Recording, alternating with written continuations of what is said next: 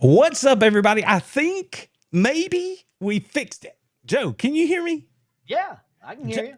Joe's got me. It seems like the chat can hear me. Friends, can you hear me? Drop something in the chat. Let me know that you can hear me because, my goodness, what are you going to do?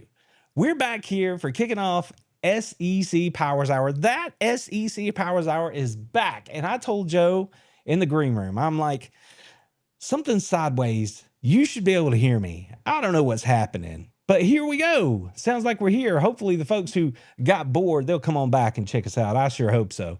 Because, I mean, at this point, we're just trying our best. Joe, if you can hear me, hopefully they can hear me. How are you doing, buddy?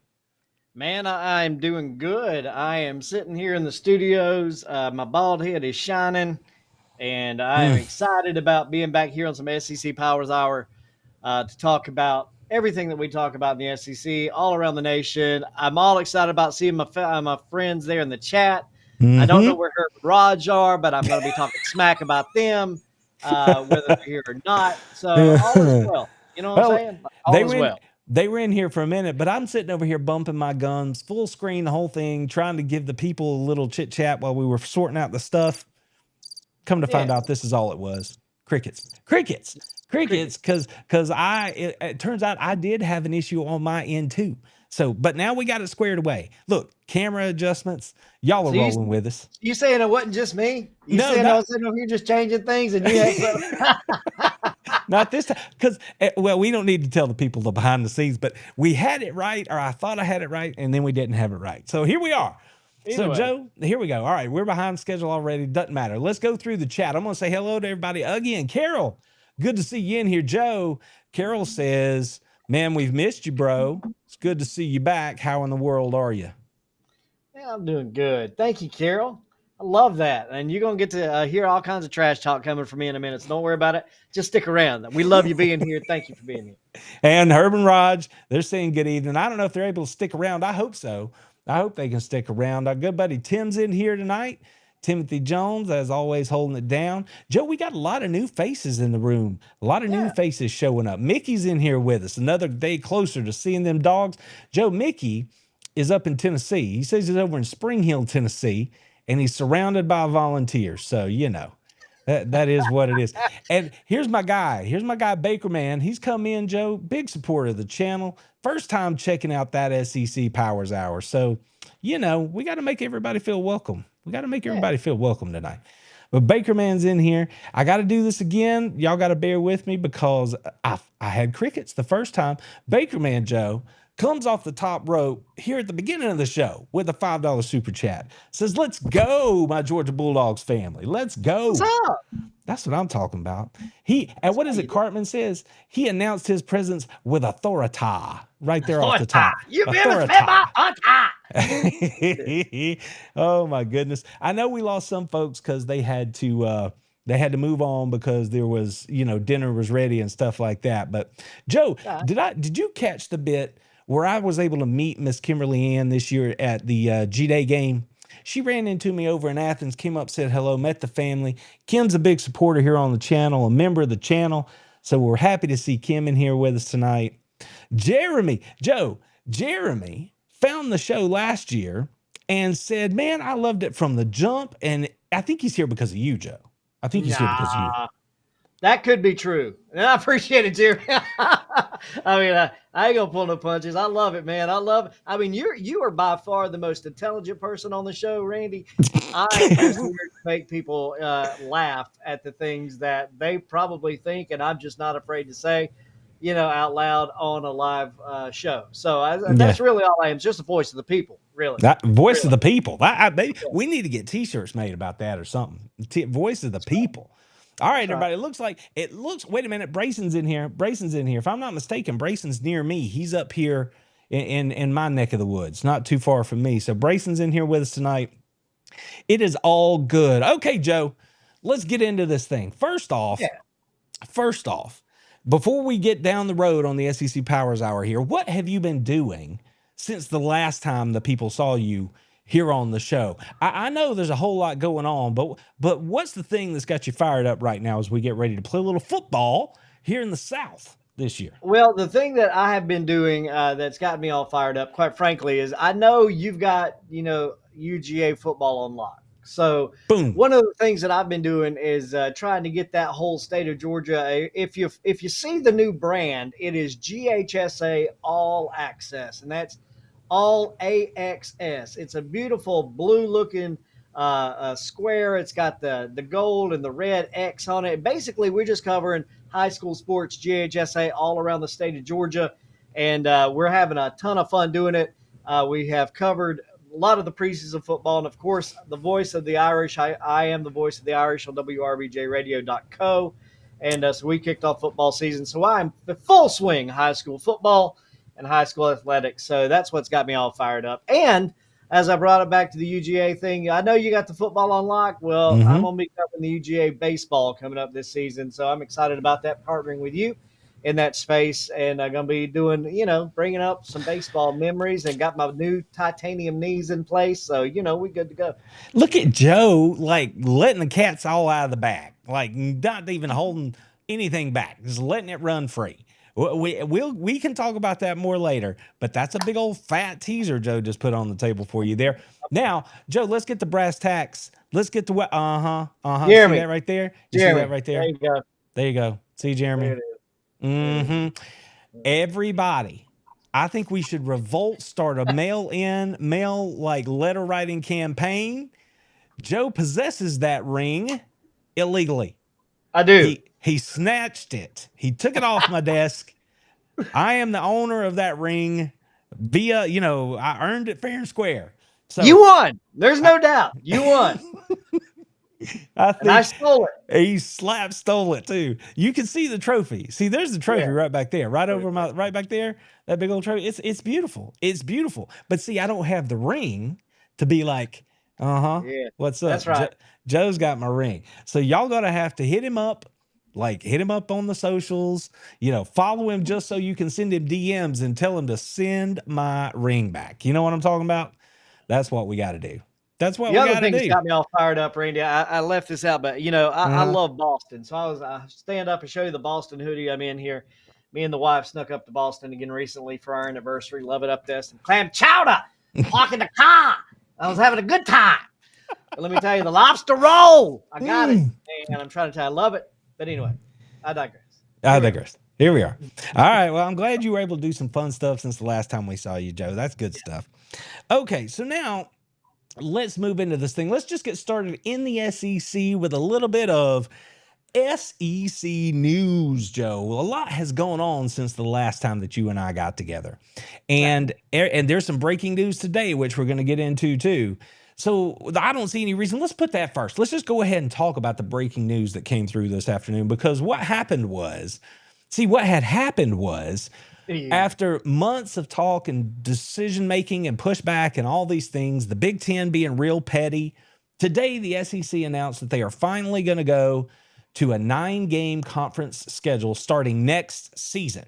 Now, really what you need to know here is that they're still going to have single standings, right? There's not going to be divisions or anything like that.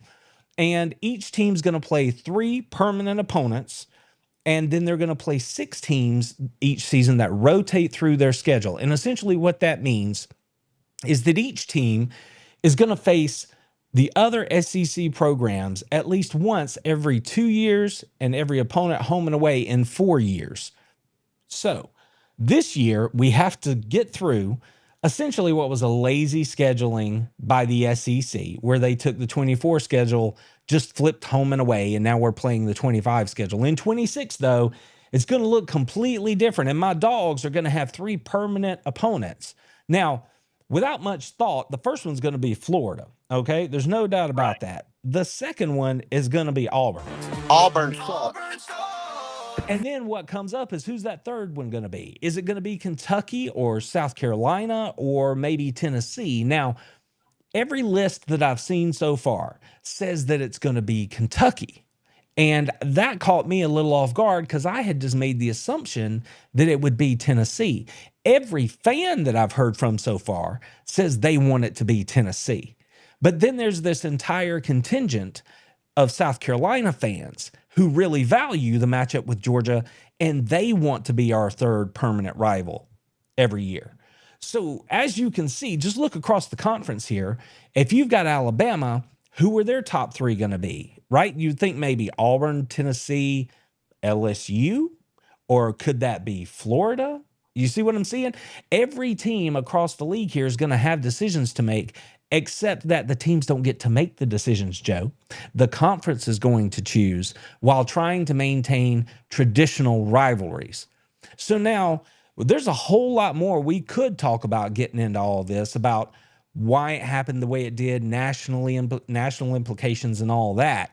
But before we do that, and before we hear from the commissioner of the conference, you tell me what you think about the new 9-game schedule here in 26. Because frankly, I think it's going to be fun. As a Georgia fan, I'm going to appreciate seeing those three traditional rivals that I know I can count on every year, and then getting to actually play the other teams in the conference, right? Getting to go to A&M or getting to go to Oklahoma, as opposed to having to wait 10 years between visits to those places. So as a Georgia fan, I'm pretty fired up about it, because I don't think the SEC would have made this move if they didn't truly believe that it was going to bring more money into the conference via television revenue, and then also strengthen the conference's argument for the CFP and the national title tournament at the end of the year. So I'm okay with it. You got thoughts?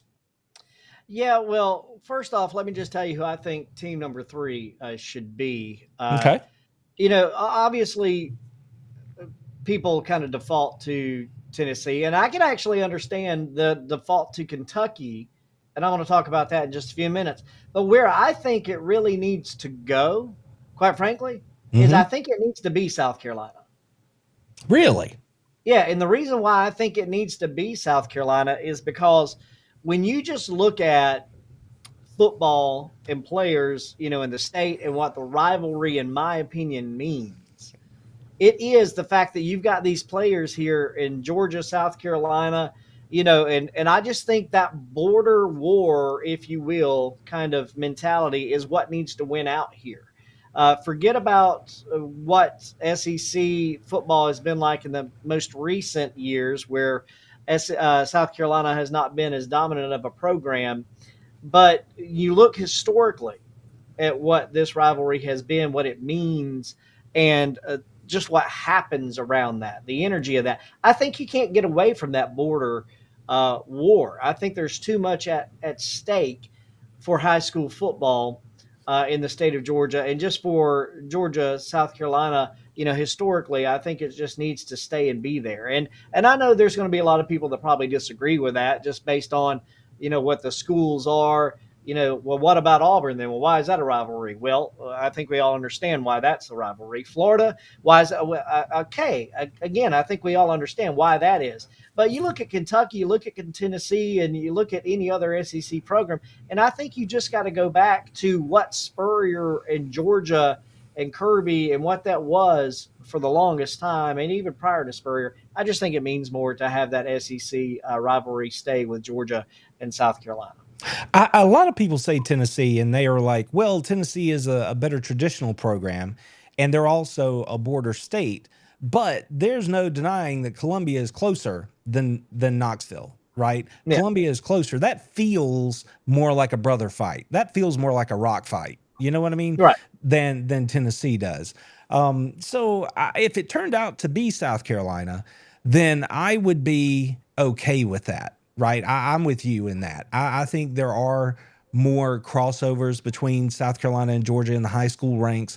I do think that that's a good game because let's face it, South Carolina thinks Georgia is a bigger game than it is. Georgia looks at South Carolina as another game, right? So the weight of that game is much heavier for South Carolina than it is for Georgia. But to know that you had to play them every year, you get, it's kind of like Auburn in that you get those head-to-head recruiting battles going, for South Carolina players and Georgia players, and you can get a little bad blood fed into it. So and the same goes for Florida and Auburn. But you're right. The history of Florida and Auburn, it's not even close. The Deep South's oldest rivalry in Auburn. And then Florida, every day is a great day to hate the Gators. So we're just looking for that other team, Yeah. I just really think that, we could talk about this scheduling advantages and the fact that you're going to be able to do the, 5+11, playoff scenario. Is that what it is? Should be better off now because Georgia has said, yeah, we're going to do this to make all the other conferences quit whining about what they were expecting. Right. We're just not going to do it. And okay, well, Georgia just pulled the rug out from underneath you and said, look, this is what we're doing. The SEC said, look, be a big boy, come play ball, quit your bitching. This is how we're going to do it. So there's no more excuses. Okay. Yep. Georgia has said it's crystal clear. This is how we're going to do it. The SEC has said, this is how we're going to do it. Now y'all just shut up and come play ball. To your point, I don't think there's any doubt. Kirby can say whatever he wants from the podium, okay? But all Kirby wants is to give his Dogs the best chance to get into that tournament at the end of the year. He doesn't care if we got to play another team in the SEC. It's already hard. What does he care? Now, but if you're Kentucky, right, or if you are Auburn or Arkansas right now, you're looking at that going, man, I don't want to play in the conference. I need that other out of schedule game so I can pad my wins and get myself to a bowl game. So I can see how people are split on it. But as a Georgia fan, the Big Ten, just being petty the way they were about not considering that 5-11 matchup for the CFP. And in case y'all don't know what I mean when I say the 5-11, it would be the top 5 Power 4 ranked schools would get in automatically. And then there would be 11 that would get in via, alternating bid, not alternating, but it would just be at large bids, right? Yeah. So what that could mean if you're the SEC is you get Alabama, you get Georgia, you get maybe LSU in that top 5. That's completely possible that you could have 3 SEC schools in the top 5. And then you have 11 at large bids that could also go to SEC schools, depending on how deep your conference is any given year. So if you're the SEC, you would absolutely take your chances with that setup, that 5-11 CFP setup, as opposed to, I think it's like a 4-4-2-2-1 where guaranteed slots are for the Big Ten, the ACC, and the Big 12.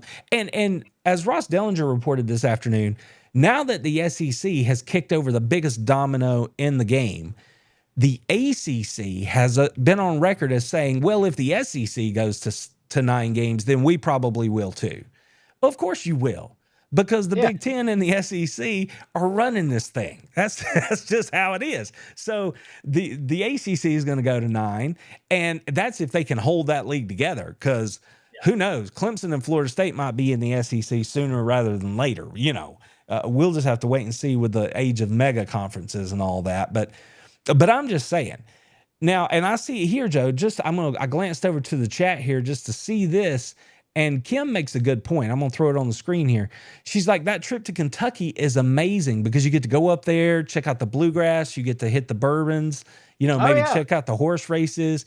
So I can totally see how, if fan experience is the deciding factor here, I can see why fans would want Kentucky over traveling down to, Hell's Armpit down in Columbia. Yeah. Because it's hot as sin to go down there in September and early October.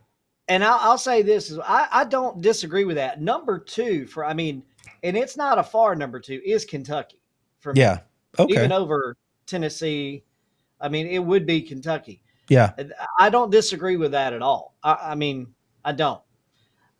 I'm actually just saving my Kentucky bit for just a little bit down the road here in tonight's show. So I'm not disagreeing with you at all.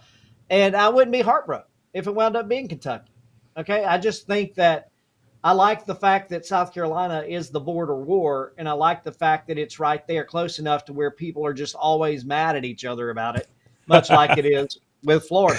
Yeah. And, that's just all there is to it. There's something about that that's kind of kindred to my soul and I like it. But if it were not, I would be okay with Kentucky. I wonder how many teams out there across the conference, now that we know we're going to have these 3 permanent rivals, are saying something like this.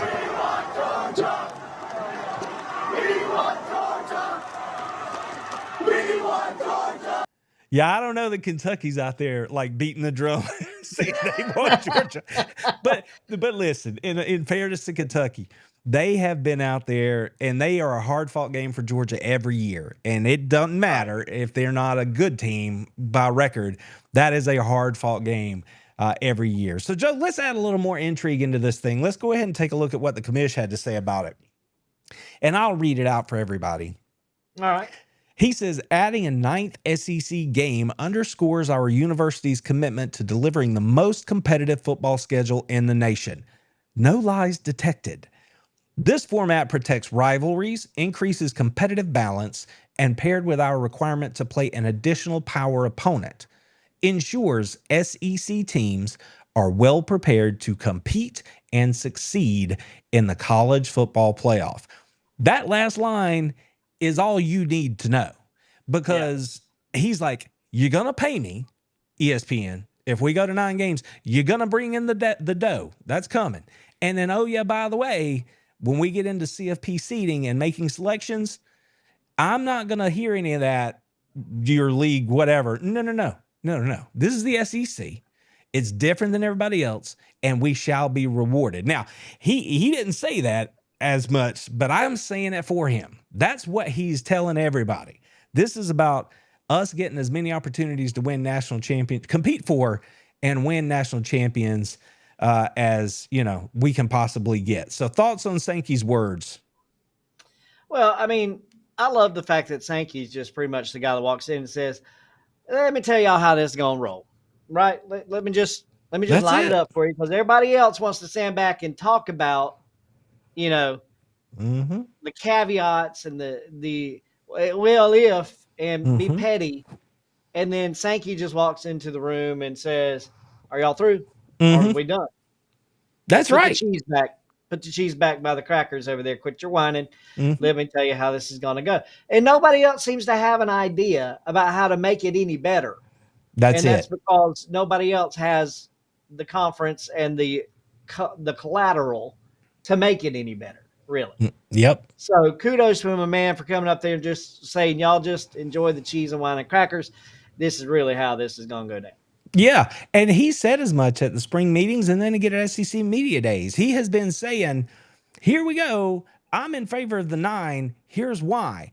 And he just had to make sure that he could get the Kentuckys, the Arkansas of the league on board with it, right? And get them to vote on it, which is what ultimately happened today. The presidents had to vote on it. So once he said, listen, the opportunity here is A, everybody's going to make more money. So let's be happy. And B, everybody's got a better shot. It's because you're in this league. The gravitas of being in this league gets you a better shot to get into the dance. So, I mean, the man, I know a lot of people don't like Sankey, but I have yet to see anything come down from him, and even dealing with him at media days and stuff like that. Like, I find him to be impressive.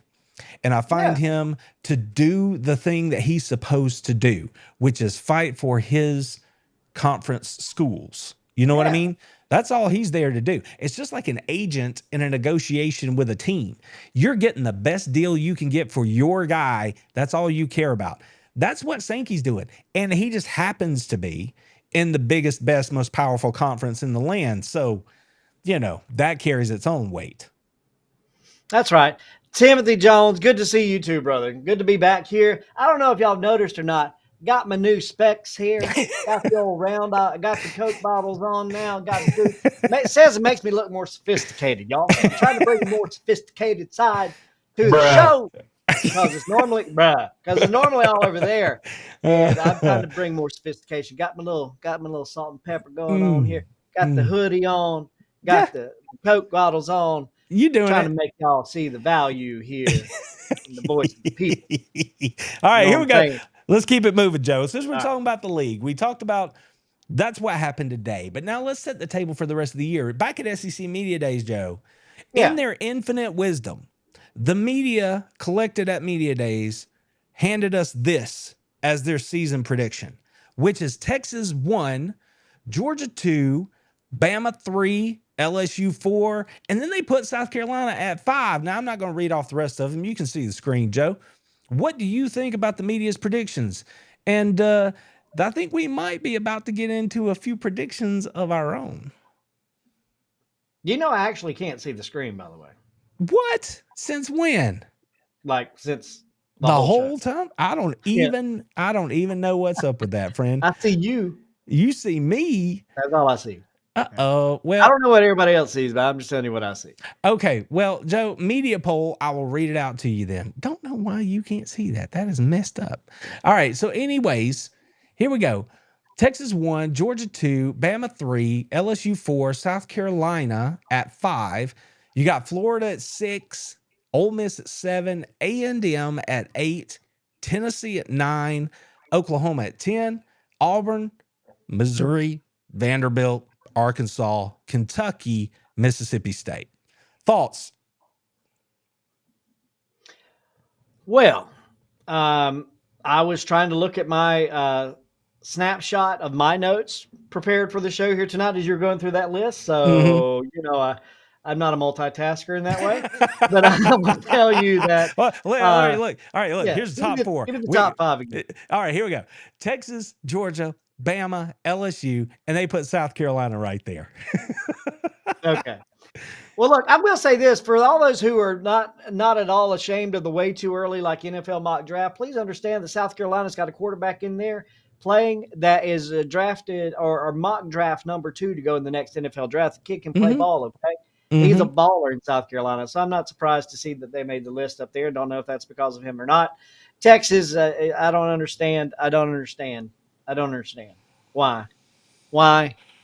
Do we have to do it again? I mean, you played us twice last year. You lost to us twice last year. Alabama, okay, your defense, your linebacking core on your defense could be the best thing that you've got going for you. The defensive side of the ball is pristine. The quarterback position is one that is in question. Okay? Sure. So I don't somebody, please make it make sense to me. Who did you say the others were? You got Texas, you got Alabama, you got Georgia, you got South Carolina at 5. Who was 4? So it goes Texas, Georgia, Bama, LSU at 4, South Carolina at 5. LSU. Yeah, LSU, I dig that. I don't disagree with that at all. So okay. I'm not really shook up by what you're saying. I just don't like the order that's there. I don't know why Texas would be number 1, Georgia would be 2, Bama would be 3. If I were to say anything, I would say Georgia, Bama, Texas, you know, something like that, and go in that order is what I would say. Maybe even Bama, Georgia, Texas. There's no way in hell I'd put Texas at the top of that list. I just wouldn't. I mean, what have they done other than lose when it matters, and you know, still have a quarterback controversy over there, trying to decide whether my boy is going to stay another year in Texas or not. It's playing QB over there, Manning. They don't even know if he's going to stay another year or not. Right. Well, I mean, he said, yeah, it's back and forth. He says, well, I don't know what my papa's talking about there and all that, but you know, I'm not concerned about Texas. We'll deal with them in November. But I think LSU is a real threat. Ole Miss, you know, is always a variable. Tennessee, Tennessee and Ole Miss, I see them as being kind of the same, and I see them as being an opportunistic 3 or 4 team, maybe a 5 or 4 team really in the region is really where they're going to stack up, I think. So. Well, everybody's all fired up about Lagway down in Florida. They got that quarterback Lagway down there. They're like, yeah, and this is Billy Napier's best 2 deep yet. So they think they might be able to do some things. Thing about him is nobody knows if he's actually hurt or if he's going to be able to stay healthy. And then Ole Miss is sitting there at 7.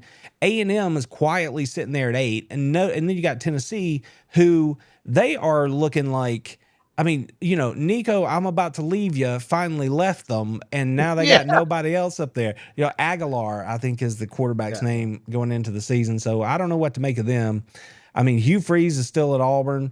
I think that Missouri is probably being slept on a little bit because of their schedule. I think they could probably make some more noise than people are maybe giving them credit for. And Oklahoma, if they can do anything on offense, and we'll touch on this a little bit later, But if they can do anything on offense, that's a team that could make a little bit of noise this year too. So, and Vanderbilt's out here telling us they're going to go win the national title. So there you go. So that was the media, Joe. And some of the other stuff that they put out here for us, we can roll through it pretty quick. The All-SEC preseason team came out, and for those of you that can see the screen, you can see who made it onto the list there. Nussmeier is your quarterback for the first team. Wisner from Texas is one of your first team running backs. Ryan Williams, of course, at Alabama, made the first team. There are plenty of good players in the SEC. We all know that. My Bulldogs put a total of 14 players across the SEC teams. And the area that Georgia is just going to have the advantage every time they step on the field this year is in the special teams game. First team kicker, first team punter, first team kick return specialist. I mean, you know what I'm saying? Like, if they don't have the best special teams unit in the conference, then something is wrong. And we get on down here to the third team, and this is where you see Lagway makes an appearance. Georgia's Nate Frazier makes an appearance here. Zachariah Branch makes an appearance for Georgia. So again, there are a lot of great players in the conference, but I just wanted to get that out of the way. Now, let's take a bit of a national look at it here and take a look at the AP poll. Now, everybody has a poll. They want to throw something out there and have an opinion about it. This is what the AP did. I'm going to hang my hat on them for the purposes of this. They have Texas at 1, Penn State at 2. This is their preseason top 25, Joe. They have Texas at 1, Penn State at 2, Ohio State at 3, Clemson at 4, Georgia at 5, Notre Dame at 6, Oregon at 7. Then the top 10 is Alabama at 8, LSU at 9, and then Miami at 10. Now, before we go any further, only once, I believe in the last 50 years of the AP poll, has a team not in the top 7 preseason rankings won the national championship. So that tells you that, odds are against Alabama, LSU, and Miami and everybody else on the board here making a run at it. But you only have 2 SEC teams in that top 7. I say only. The Big Ten has 2. Of course, Clemson from the ACC, Notre Dame is an independent. Or I'm sorry, the Big Ten has 3 because Oregon's now in the Big Ten. So the Big Ten has 3 in the top 7. The SEC has 2, and then the ACC has 1 right there. And you said Penn State is number 2? According to the AP voters, yes, they are. Yeah, that's what I'm sitting here looking at now. And who are these people? Who are the AP voters? They're, beat writers from all across the country and people who cover the sport for national entities, right? They've got podcasts, Joe, so we got to listen to them. Well, yeah, I have a podcast too. I want to be an AP voter. Let me just say, I mean, if you look down this list, Texas, Penn State, Ohio State, Clemson, the de facto team to beat in the ACC just because of, they're just the de facto team to beat now in the ACC. Exactly. So they're at the top of there. Notre Dame at 6. You know how I feel about Notre Dame. Joe, for all the people. Okay, listen, Joe. I know, but they did play for the national championship last year. They showed up at the national championship game last year, Joe. They showed up. Okay. Yeah. Oregon, then Alabama and the LSU, Miami. This is laughable. This is absolutely laughable. It's laughable. Yeah. I mean, I don't understand why these people do this other than to make the blood vessels in my face stick up. That's the only reason they do this. I don't understand how you could have Illinois, Arizona State, these teams up here. Let's just SMU at 16. Why not? Why not? Let's have SMU. They should be in the top 10. I mean, they were in the CFP last year. Were they not? Well, Let's put SMU in one of the most overrated teams, period. Yes. Let's put them in there. Why not? AP? Let's do the thing. Yeah. Well, they did beat Clemson. They are in the ACC, Joe. Yeah, I know. I'm just saying. Yeah, I know. They bring their quarterback back. Come on now. Overrated. They're as overrated as Clemson is at number one in the ACC. But anyway. Oh, all right. Well, let's move on then from the national perspective. And again, let's just look at these teams here from the SEC that are in the AP preseason poll. All right. So you have a total here of 10 of the 16 teams in the league made the AP preseason top 25. So when we talk about the depth of the conference, when we talk about how these conferences are not created equal, this is what we're talking about, right? I understand that the Big Ten is top heavy, right? You have Michigan, Ohio State, Penn State, Oregon. After that, you can miss me, okay? But if you look here in the SEC, Texas, Georgia, Bama, LSU, South Carolina, Florida, Oklahoma, A&M, Ole Miss, and Tennessee are all in the top 25. Now, at the end of the year, will there be 10 from the conference in the top 25? Who knows? Probably not. But this is how this thing shakes out, at least based on roster and all that sort of stuff. I mean, out of the teams that I just mentioned to you, give me the one that you think has the best chance of overachieving. The teams that are in the top of the AP preseason poll here, the 10 from the SEC, which ones do you think have a chance to actually do some work and move up and make some things happen this year? So we're not going to look really at the top 10 because anybody in the top 10's got a shot. So we're talking about South Carolina, Florida, Oklahoma, A&M, Ole Miss, and Tennessee. Of that group, which ones do you think are going to be able to like do some stuff that maybe we aren't expecting?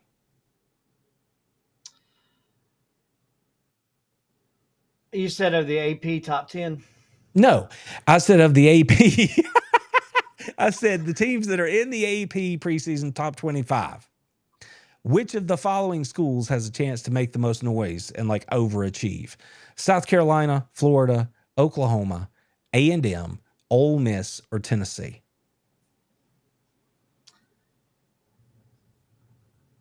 I'm going to say South Carolina. Okay. Believing in old Lenore Sellers over there, yeah?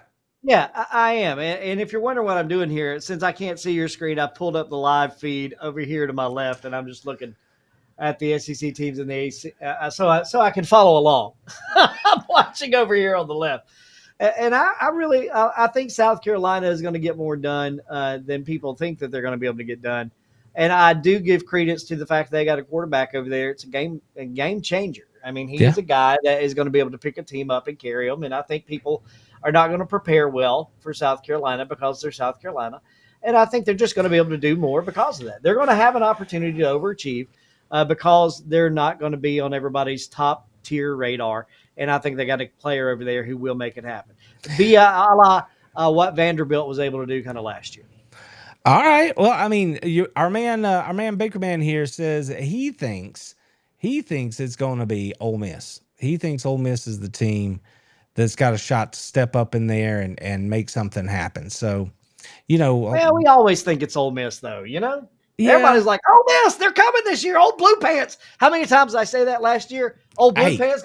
I'm riding with them. Yeah. Well, listen. They beat my Dogs, so I'm not gonna But I get it. They're the transfer portal team here in the league, and they who knows exactly what you're going to get, but they could come right on back and do some stuff again. It's going to be fun to see. All right, Joe, who's got no shot? Who falls out of the top 25? Who's going to underachieve from this list? Oh man, that's too easy, I think, for me to say. Bourbon. Okay, go ahead. I think it's going to be. I'm going to give you my 1 and my 1A. Okay. Oh, okay. My 1A is Florida. You think they're going to crash out? I do. I mean, I think Florida continues to be in chaos and turmoil. I don't think things have gotten better for Florida. I just don't. I think that they're just meh at best, and I think that they have the best opportunity to let things just go absolutely off the rails. Outside of that, I'm going to go with Texas A&M, unfortunately, because Texas A&M can't seem to grab their butt with both hands when it really matters, and as they're trying to rebuild. And you can put ATM on the side of the hat, yeah, but I just don't think that they've got it figured out yet. And I don't think all the lights that are bright in Texas, as they always are, is going to help Texas A&M get control of what they have going on anytime soon. Okay. Well, I mean, A&M's kind of an easy shot. I kind of thought you might go with Oklahoma right there. I thought you I might go with almost did. Oklahoma. Yeah. I almost did, but it's kind of it was almost too easy of an option for me to go with Oklahoma. So I'm just going to stick it with Texas. I'm sorry, Texas A&M, and with Florida. I think Florida is like this. Florida is either going to be much more dominant this year than anybody expects. Like they're just going to be like, where did Florida come from? How is this kid playing? Is he not going to Lagway? How is he going to stay in the game? And everybody's hitting on all cylinders, or it's just going to be a total disaster. And I think the veracity of what happens with that program is going to be significant this year. It'll be ferocious in a great way. It'll be ferocious in a terrible way. They're gonna do it up big, whatever it is. They're gonna do it up big. That's what Joe said. It is going to be pull the pin out of the grenade, and great things are going to happen, or it's just going to be like blow it all up. I just think that I don't think there's any middle of the road for Florida. There's a whole discussion to be had around Florida in particular, and I'll just say it real quick and put it this way: if Florida does well, then DJ Lagway is even more tied to Billy Napier's hip, and they do great together, right? They both ascend. It does great. If they don't play well and Napier's right back on the hot seat in the middle of the season, Florida has a choice to make. Do we fire Billy Napier and then have to pay his huge buyout? So you do all the bad things that come with firing a coach. But if they fire him, Lagway's attached to him like this. That means you're probably going to lose him, because if Napier goes away, Lagway's probably out the door. So he's going to go somewhere else and play because he loves Billy Napier. He said as much. If you watch the Netflix thing, he and Napier are like this. He came a long way from home to come play at Florida. So if you're Florida, do you do what's right for the program if it's not going well, or do you do what's right for right now and try to keep this really good player that you think can do something for you? I don't know. It's a big choice. Now, we talked about, go ahead. No, I was just going to say it again. That's why I said what I said. Pin out. And see what excellent happens. Or complete explosion. Yep. Well, let's touch on this real quick, because Oklahoma, Joe, is a team that literally had me and you playing wide receiver last year. Like the top 8 wide receivers they had got hurt. They had nobody at wide receiver. And they had a really bad quarterback in that he didn't play well. Now that quarterback's at Auburn this year, right? In Jackson Arnold. But now they went out and got this cat from Washington State, John Mateer, who threw for over 4,000, ran for over 1,000, brought him in and said, hey man, we need some help. And so they brought him in to do that. And they also brought in a running back, Joe, by the name of Jaden Ott, who he was a really good player at California last year. I think he's probably going to be one of the most impactful transfers across the country.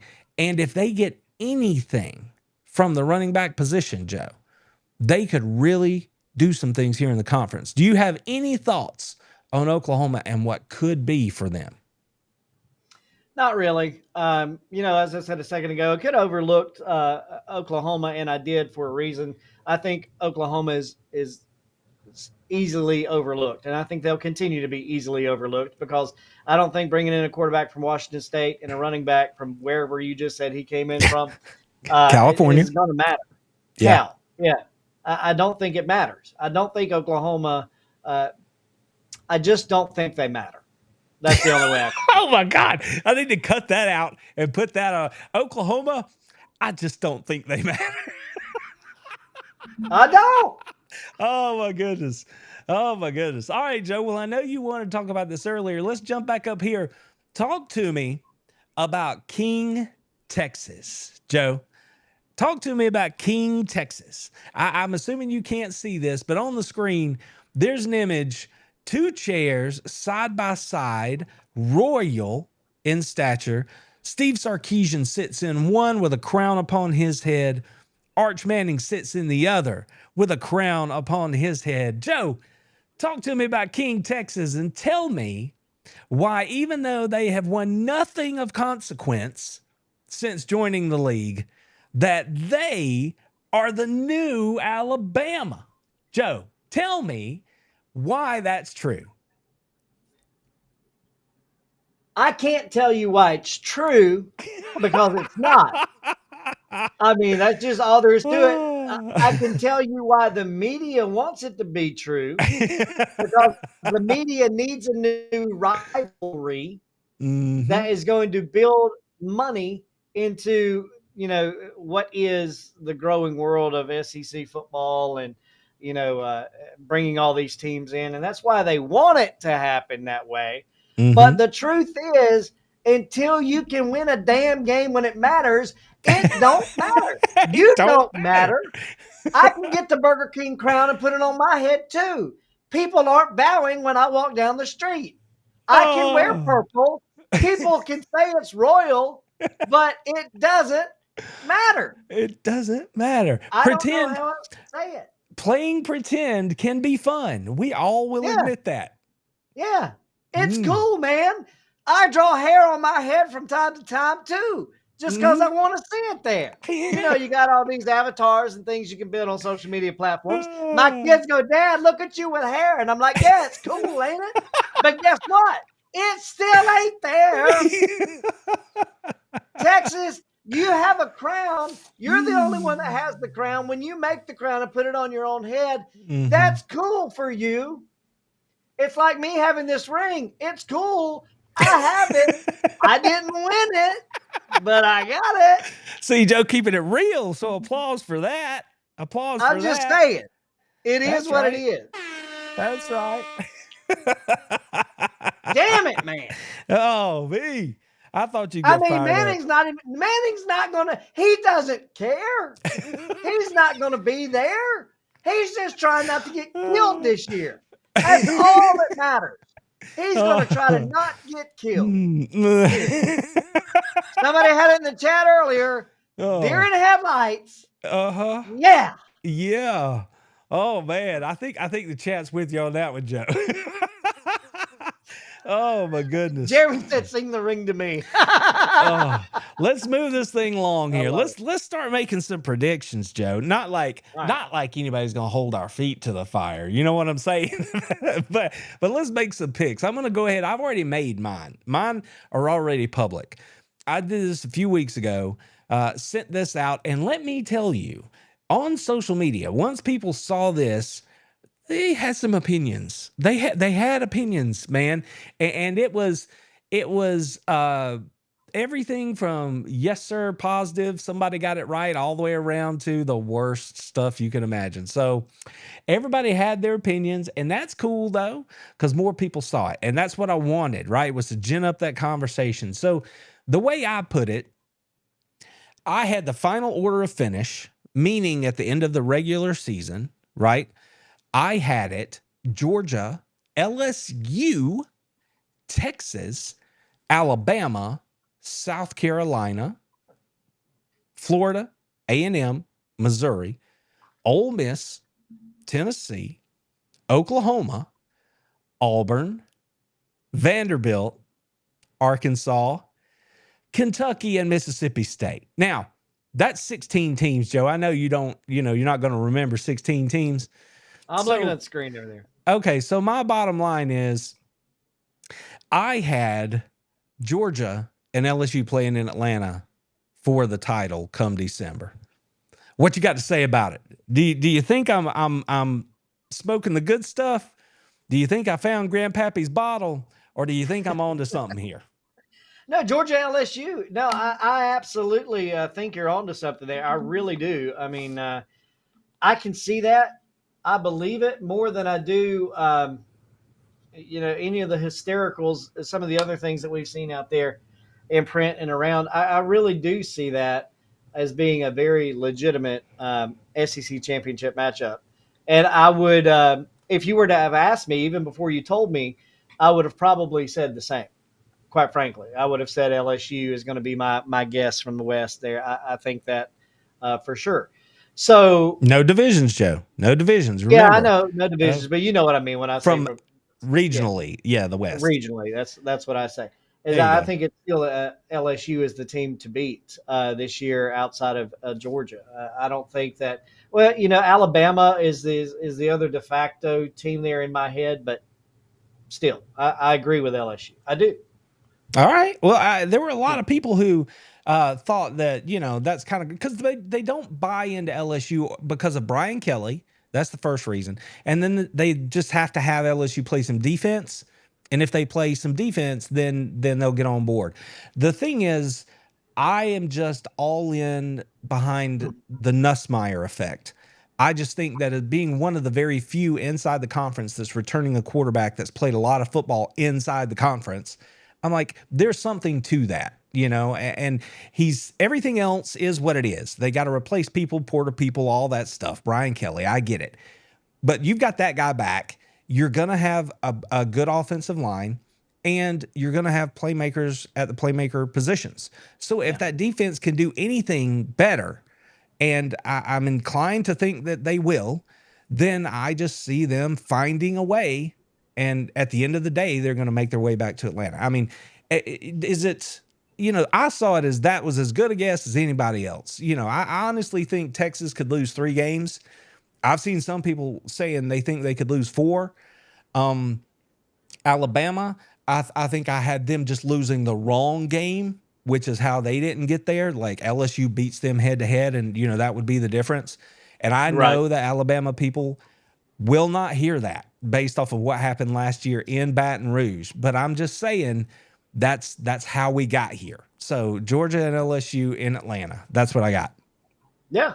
Well, I have to say I agree with you right there, and it's going to be fun as we get into the picks and go through the season to see how my ship may rock. But I agree with it right here, right now. I do, and I want to go back to just for the LSU. record, I want to say this too. For the record, I have Georgia winning the conference right here.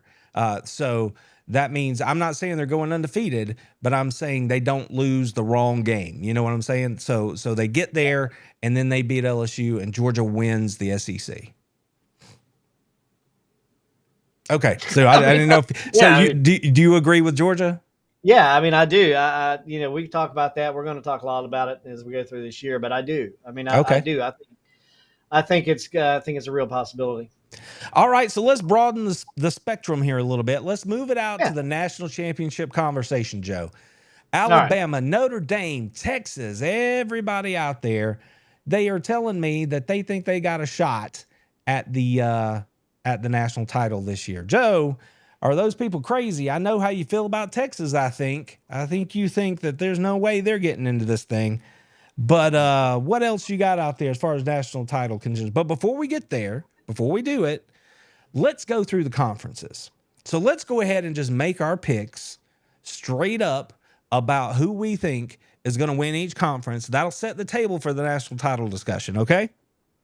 Yeah, before we do that, though, I want to answer the question in the chat here. I love it. Okay. Jeremy Nix asked the question in the chat. Do you think Georgia's home winning streak won't last forever, but do you think it will end in 2025? Do I think Georgia's home winning streak will end in 2025? You want me to answer that question first, or you want to answer it first? I officially haven't made my picks for Georgia's season. That's next week. So I'm going to make my picks next week on that. So Jeremy, hang on. I'll answer it next week. So Joe, you go ahead if you like. I will say, Jeremy, does Georgia's home winning streak end this season? The answer is no. Boom. Okay. There you go. That means they're going to beat Alabama, Ole Miss, and Texas betwixt the hedges this year. So Yeah. I am And here for it. of those 3 teams, list them again: Texas, Alabama, Ole Miss. Yes. Which one gives me the most heartburn? You want to take a guess? Probably Blue Pants. Yeah. Yeah. Yeah. All right. I wish I could Okay. be that confident. I do. I wish I could be that confident. So that's cool. Now, do you have Georgia going undefeated, or do you think somebody's going to get them somewhere? No, I think it'll be a road. It'll be a road game that they slip up on. It's hard. It's hard to be on the road. It's hard to play. Gunner, I still think has the opportunity to get in a situation where it gets a little out. Gets a little out over his skis. Maybe on the road somewhere. I think at home, I think the boys dialed in and is just straight on, and I think that just helps Georgia continue that home winning streak. But I think Gunner is just the type of player because he's so aggressive. I Yeah. think he get out a little over his skis, and on the road, I think that's possible. I think he can lose one on the road. Yeah. All right. All right. And of course, it's not one guy that's going to lose it. Georgia would lose it, No, but I hear you. right. I'm Yeah. just speaking, kind of I'm with you. I'm with you. metaphorically. All right, Joe, let's run through these pretty quick. Technical difficulties, we're running a little bit over 1 hour, so y'all, appreciate y'all hanging in here with us. So, Joe, let's start with the first letter in the alphabet, the ACC. Who do you think is going to win over there in the Atlantic Coast Conference this year? I think it's Clemson. I mean, there's no doubt about it. I think it's Clemson. Everybody else is laughable to me in the ACC. So he says laughable. Laughable. Oh, I like it. All right. So I too am on Clemson. I tried to look around and see somebody else that I could get excited about. And I think there are going to be teams that aren't going to be, awful. But at the end of the day, I think Clemson wins. I understand SMU got them last year. I just don't think that'll happen this year. Klubnik is back for what, year 4 or 8 or 12 over at Clemson. I'm not sure. He's been there forever, but I think he might be that difference for them over there in a conference that's not that strong. So, and Enrique in the chat, and that defense is going to be good too. By the way, Clemson, they should be able to play some defense. Yeah, in the chat, I was just going to say, Enrique, I certainly hope it's not Tennessee. Oh, I know. It could be though. I mean, I'm it's with not you there. game in Tennessee. Yeah. First game on the road, man. It's always hard. Yeah. It doesn't matter who you are. Could be. All right. So let's take it out to the Big 12, Joe. Out there, the land of prime and the Utah Utes and so on. Who you got out there in the Big 12, man? Well, I'm going to have to say in the Big 12, as much as I do enjoy teams like BYU, which, I'm a fan of BYU out there in the Big 12. Yep. And West Virginia is always fun for me. Kansas State, baby. Kansas State. Yeah. But I got to go back with a historical favorite of mine, and you'll know this growing up with me. I think it's got to be Kansas State. Okay. So, well, if it makes you feel any better, the media agree with you. They think that Kansas State's going to win. I like their quarterback. Yeah, they picked him to win the Big 12. I like their quarterback a lot. That dude's a player. He's Kansas born. He's playing for a home state school. He's a good player. I like him a lot. And we're going to get to it here in just a second, Joe. We get to see him on Saturday. So, All right. So Kansas State for Joe. Give me Arizona State. I don't think last year was a one-hit wonder. I like the fact that their quarterback's back. I know they don't have Scatterboo, but they are still going to, get some stuff done out there. They're feisty out there in the desert. Give me Arizona State to ultimately win the Big 12. All right, Joe. Big 10, man. The Big 10. We all know what's going on with the Big 10. Who you got? Well, I would love to sit here and say, as much as I hate a roster of these teams that play in the Big 10, that it would be somebody else that's going to win the division. But I believe, I would love to say Penn State, but I can't. I got to say Ohio State. I would love to say Penn State. Okay. I really, damn it, would love to say Penn State. That's what I'm going to say, Ohio State. Okay. Yeah. Well, I mean, ultimately, Penn State has to show us they can beat Ohio State, which they have a hard time with. It's just like Texas. It's just like Texas. I would love to say Penn State, but I think my man Jeremy's reading my notes. Give me the Ducks. Give me Oregon pushing through the uncertainty at quarterback and all that, and the fact that James Franklin just can't seem to get it done when he has to. Give me the Ducks to win the Big 10 this year. I still think Penn State's going to make the playoff. I think they're that good of a team that their record's going to be good enough to get them into the playoff. But I think that Oregon will take the crown. So there you go. All right, Joe, now to the league that matters. Now to the league that everybody's going to be watching. the league that gets all the viewership, the league that gets all the money, the league where the girls are prettier. Let's talk about the SEC. All right. I've already told you, I've got Georgia and LSU in the game, and I've got Georgia winning the conference. And I think you agree, yeah? Yeah, I've told you that I agree with the fact. I believe it'll be the SEC championship of LSU and Georgia, and I think that Georgia wins that SEC championship. I do. I mean, that's just everything that I see makes me. And granted, I haven't seen as much as you have because I'm in high school football season, but Right. I do think that it'll be LSU and Georgia, and I think Georgia wins. I do. Oh, all right. So let's take all that now. We know who we think's getting in, right? At least at the top of the playoff there. We got these guys in the tournament. Give me your two teams in the national title game, and then give me your champion. I know. Home playoff games, all that kind of stuff going on. You never know what's going to happen. Yeah. Attrition, players get hurt. Come on. I know it's hard, man. This is like putting on a double blindfold, spinning around 12 times, and then trying to throw the dart and hit the board. Like, it's almost impossible. I think what you're going to see. Say it with your chest. I don't even know how I'm going to get there, but I think what you're going to see. I think what you're going to see is. I don't even want to say it. It just makes my blood hurt. Not even my head hurt, and my blood boil. It makes my blood hurt. So flustered, can't even get it out straight. I just don't. All kinds of messed up. I don't even want to say it, but I mean, I think Ohio State's going to get to play for a national title.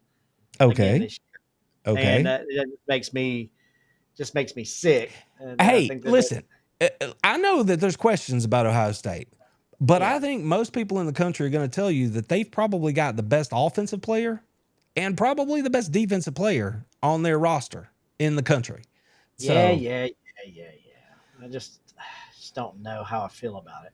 Right. So if I've got to say it, I mean, I guess it's got to be Ohio State. And just for the sake of me not going absolutely nuts, I'm going to say LSU. LSU. Yes. The Bengal Tigers. Yes. Yeah, man alive. That means that maybe, that means somebody like a Penn State or maybe Ohio State. Maybe that's who gets my dogs. Oh, golly. All right. Well, there we go. LSU. Just something else out there, man. Go ahead, put tape to it. Yeah, put tape to it. And I love Carol. Are you okay, Joe? No, I'm not, Carol. I'm not okay. I'm not okay. But I'm okay to say it so we can have tape on it. Ohio State and LSU. All right. Ohio State and LSU. There we go. Here I go. I have Oregon winning the Big Ten, but I told you Penn State's going to make the playoff. Yeah. I see Penn State navigating their side of the bracket to get down to the championship game. When I look across the country at everybody else who is a contender for the national title, and then I look back to Athens, and I'm like, nobody out there is head and shoulders above my Bulldogs. And we've got Kirby Smart.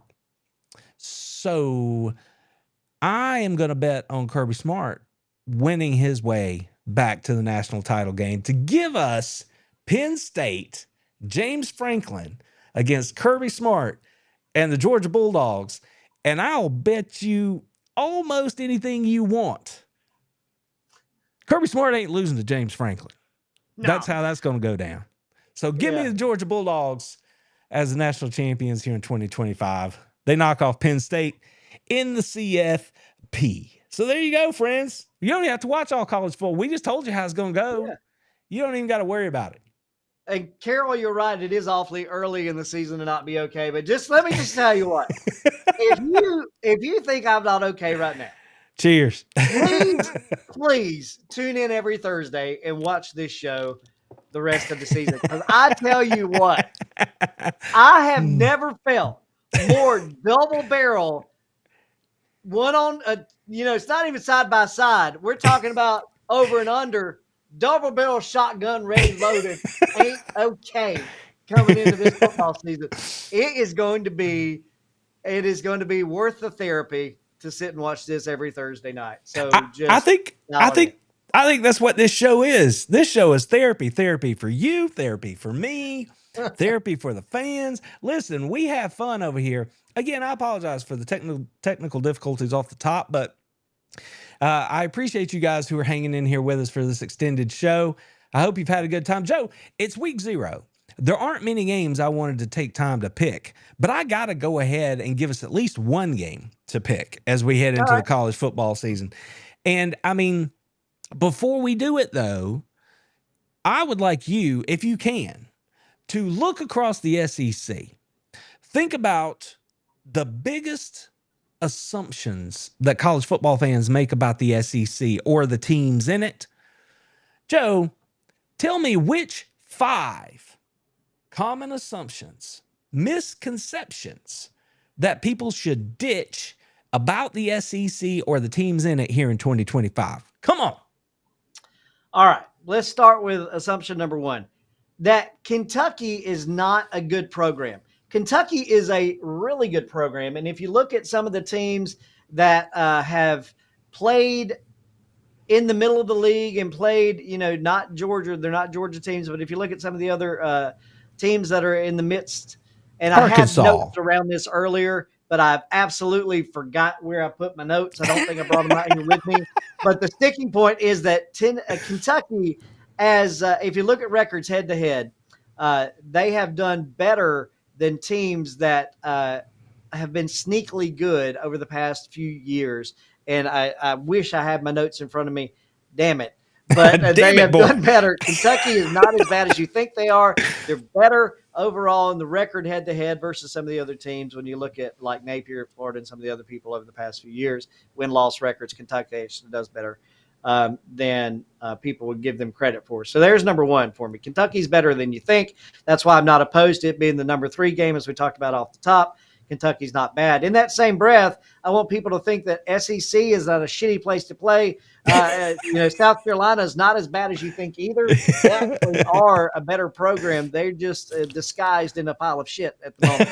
So SEC football is better in the lower third there, middle of the lower third with SEC football in South Carolina, and Kentucky's being better. The other assumption that people should let go of is the fact that domination happens, only in the schools where money is big and television is big and NIL is a big deal.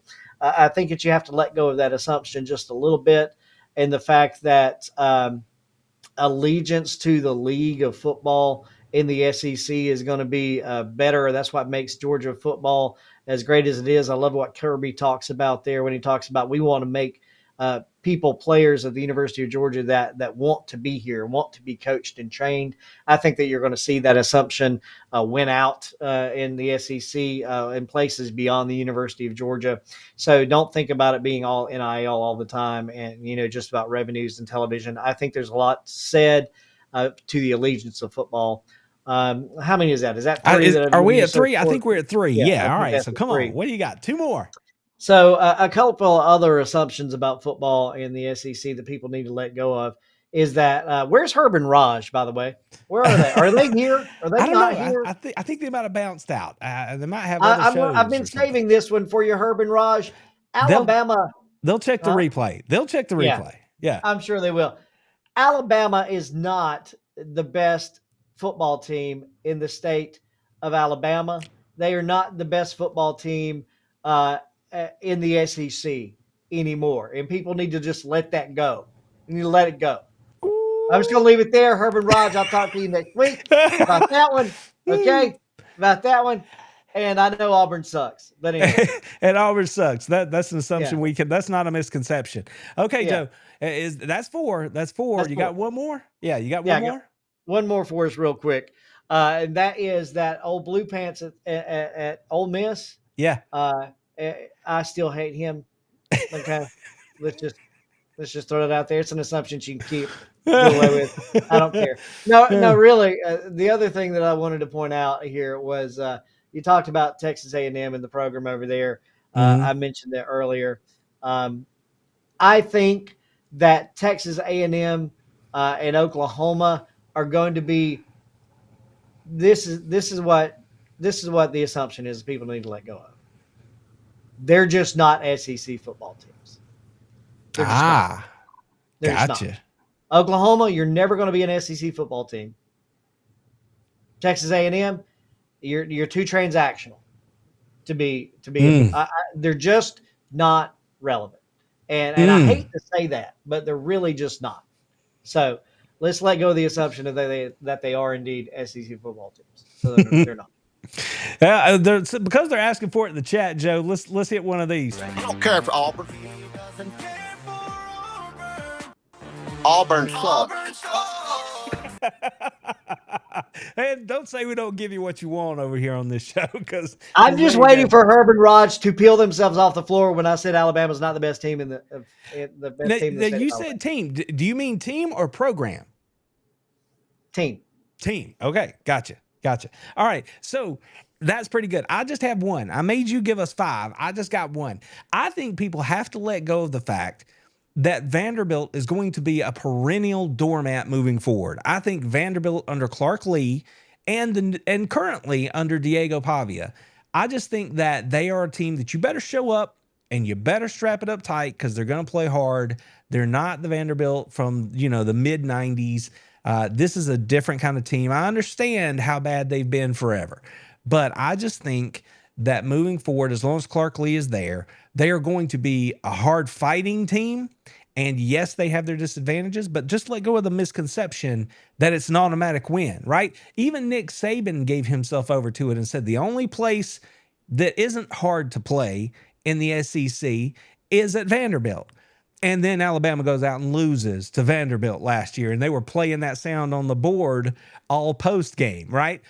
I just think Vanderbilt's not that team anymore. I think because of the new era with the portal and with NIL and things like that, I think teams like Mississippi State are going to have a hard time, pulling it together and scrapping to get into that middle of the league. So I just think Vanderbilt, because of what they have to offer, right, just as a university, and they have people who want to spend money, I just think that that's a team that people just have to be ready to play. I just don't think they're the same old doormat that they've always been. So that would be that would be my one. Okay, so Joe, like I said, we're going to pick a game. We can't do the show without picking at least one game. So I decided to pick the one that's happening over in Ireland. Joe, Kansas State and Dublin. The Cyclones of Iowa State are going to mix it up over there on the Emerald Isle. Joe, tell me, my friend, my brother, tell me,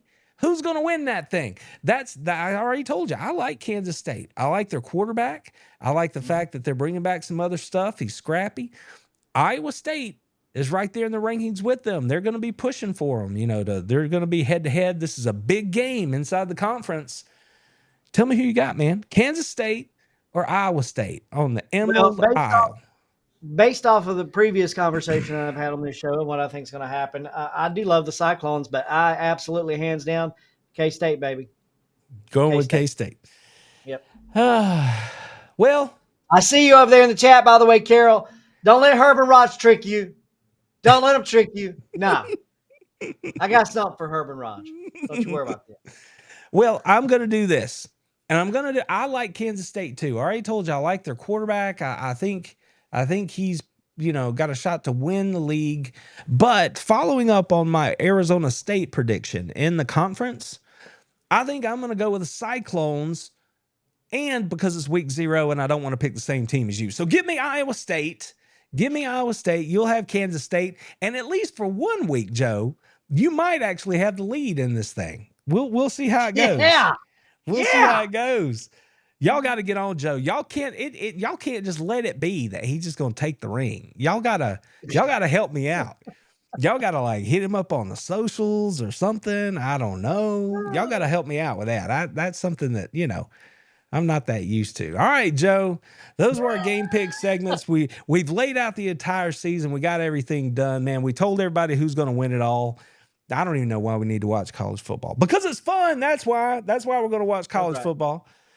Before we get out of here, anything you want to leave the good people with before we get on out of here? And they've been so gracious to hang out with us here for an extra half hour or so because of our technical difficulties. So let them know something, Joe. No, I think what I want to leave everybody with is just, hey, enjoy what we got going on here. Enjoy the fact that this season I'm going to make a concerted effort to be out and about and more involved in the collegiate scene. You know, Randy's out and about. He does his things. He's been in Athens a few times. You guys have seen him there in some cases. I expect to be fully engaged with this platform, not only in studio, but out and about. So thank y'all for being here. I love the fact that you're here. You make this so much fun for me and Randy. So thank you for being here. And I look forward to seeing you out and about. And remember this phrase, because it's going to matter as we go through this season. The voice of the people. Sitting right here. Sitting right here. Just remember that. I got the it's going to come back. I got some rock vibes. I'm going to have to get you a sound drop or something. A little rock action there. It's like the voice of the people, the people's champion. No champion. You're not the champion. I'm the champion. But the voice of the people here on the show, man. I like it. I can dig it. I might have to start introducing you that way. The voice of the people. Joe Powers coming to you again. Joe, I've got big plans for you on this show this year. Tonight, I was flying by the seat of my pants trying to get this thing ready to go. It's just that way. But moving forward, I've got some stuff. We're going to break it out, a few surprises here and there. We're going to let the people hear from Joe this year a whole lot more than maybe they heard from Joe last year. And they heard from Joe a lot last year. Let's be real about it. You know what I'm saying? So I know this is the SEC show, but I did pick my Dogs to win the conference. Didn't I, Joe? Didn't I make that pick? Yeah, I think you did. Yeah, I think you did. And Joe, didn't I make the pick that Georgia was going to win the national title here in 2025? Did I do that too? I believe you did. Yeah, I believe you did. Well, all right. Well, Kirby's going to remind you all. So how about them fucking dogs? That's what I told them. That's how we're going to start this season. I'm hoping they're going to come through for me again, because that would make me a happy little bear. All right, everybody. Thank you so much for being here with us. I appreciate it. Again, apologies for the stuff off the top. I appreciate y'all hanging in here with us. We had a good time. Tell a friend. Bring them back. It doesn't have to be a Georgia fan. Kentucky folk, Auburn folk, Alabama folk. Y'all get them in here because this is fun. Y'all have fun in the chat. We have fun with you. It's a good time. Y'all share it around. Bring them back. And we will see y'all next Thursday. Joe, I can't go without saying, go Dogs!